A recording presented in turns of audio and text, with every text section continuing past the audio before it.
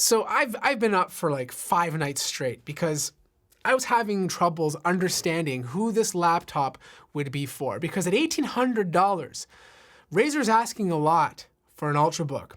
Then finally, when I was basket weaving, because I do that on the side, it finally clicked to me. This laptop is for a very specific niche market. It's for someone like Tom. Tom is a crazy, very well produced video editor. He's on the field all the time. He's going from location to location. Doesn't want to carry a 15-inch laptop because it's too heavy. 13-inch is where he wants to be. He sees this and he's like, this is perfect to ingest footage, to quickly cut footage up, add a few color corrections, and then move on to the next location. Someone like Anne, and I wish you guys can meet Anne. She's fantastic, fantastic. Not only is she an engineer, but she's also a medical practitioner. She's moving from one hospital to the next. She's doing data modeling. She's designing, creating engineer things in AutoCAD, and she doesn't want to carry a 15-inch laptop because she wants to travel light. But Anne, she has a little quirky side to her. She also likes to game, but she's not a hardcore gamer because she doesn't have the time to be a hardcore gamer. She looks at this and sees, wow, I could game on this. Sure, I'm not going to be able to run things at super high settings all the time. I'm going to have to drop things down to medium, but I can do it. Now, if you're someone like Jill, and Jill's a maniac, she's been gaming her entire life. She's going to look at this and be like, are you nuts? This is not worth $1,800 to be a gamer. And she's right. If you're strictly a gamer, for the same price, you could buy the Razer Blade 15 base model paired with an RTX 2060 and the i7 10th gen CPU, the H series, and get significantly better frame rates and performance, plus a bigger screen than this guy. But if you happen to fit in those two niche markets, then this product is fantastic. The build quality is exceptional, it's light, it's the same design as the previous year, so I'm not gonna go through all the ports and features, but I will say this though. On the 2020 model, Razer finally fixed the thing that I had the biggest complaint last year about. It was the shift key. The previous 2019 right shift key was so small that if you're a right shifter, like myself, you would constantly make typos. This year they fixed it, and typing on this keyboard is so much better. It's like night and day. So I'm so glad they listened to their feedback and fixed those problems. I hope more companies take note of this and listen to their customers like Razer does, because I promise you, you'll have significantly better products. The touchpad is the same. It's a little heavy, but it's a fantastic touchpad. And of course, you get one zone of RGB lighting, which you can change to any color you want. Now the speakers on this are fantastic. They're not gonna beat out a MacBook Pro, but they're still good nonetheless.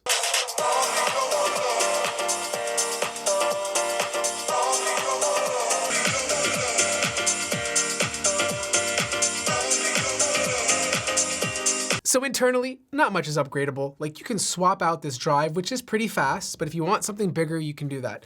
Wi-Fi card is Wi-Fi 6, no reason to swap it out, but it is replaceable. 53 watt-hour battery, 6 hours of use before needing to charge with the screen running at 120 Hertz. If you drop it down to 60, you will get better battery life. If you're looking at this computer, don't bother getting the 4K model, because I think at this screen size, it's not really worth it. Like, you really can't take advantage of 4K. But Full HD, 120 Hertz is more than adequate, because this display is color accurate enough. It has that high refresh rate for gaming. It has Windows Hello baked into the top. And of course, if you're interested in seeing what the webcam looks like, it looks like this. It's not the worst one I've used, but it's obviously not great. Now, I know I spoke about gaming performance at the beginning of this video, but I didn't talk about productivity performance. And this is special because Razer's allowing it to run at 25 watts. That means more power is being pushed to the CPU, which means clock speeds should be higher for longer. And most Ultrabooks only run at 15 watts to keep them cooler, because they don't have the heating or cooling solution that this laptop has. Now, there is one other Ultrabook that comes to mind that has a 28 watt CPU, which is exclusive to Apple, and that's the MacBook Pro 13. This i5 MacBook Pro 13 actually runs on par in a lot of your favorite applications. Cinebench, the MacBook Pro i5 beats out the Razer Blade Stealth 13. When it comes to Photoshop, they're so close together. even though the i7 is packed inside of the Stealth. Same with Adobe Premiere Pro. Both laptops run very well. And I think that has to do with the metal GPU acceleration and the fact that Apple tends to run their laptops hotter and the base clock is higher in general. When this thing is under full load, it drops down to 1.7, whereas the MacBook Pro 13 stays over 2.0. Now just imagine, close your eyes, I'm gonna close mine. Just imagine this laptop with an AMD Ryzen 4800U CPU with 8 cores,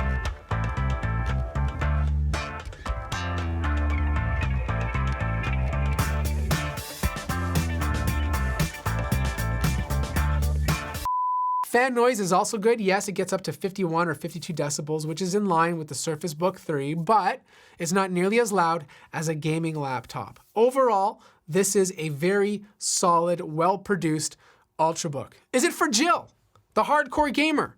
Absolutely not. Jill's buying a Razer Blade 15. She's getting the RTX 2070 Super. She's going crazy on Twitch. This is for the individual that wants as much power as they can possibly pack with a dedicated GPU in a 13-inch form factor. It's for Anne. For sweet old Anne and Tom, who's constantly on the field and wants to travel as light as possible. And if you think you fit in two of those niches, then this laptop is definitely worth checking out. Anyways, that wraps up this review. If you have any questions, let me know in the comments down below. I stream every second night on Twitch, so make sure to follow me there. Like the video if you liked it, subscribe if you haven't already, and I'll see you guys in the next video.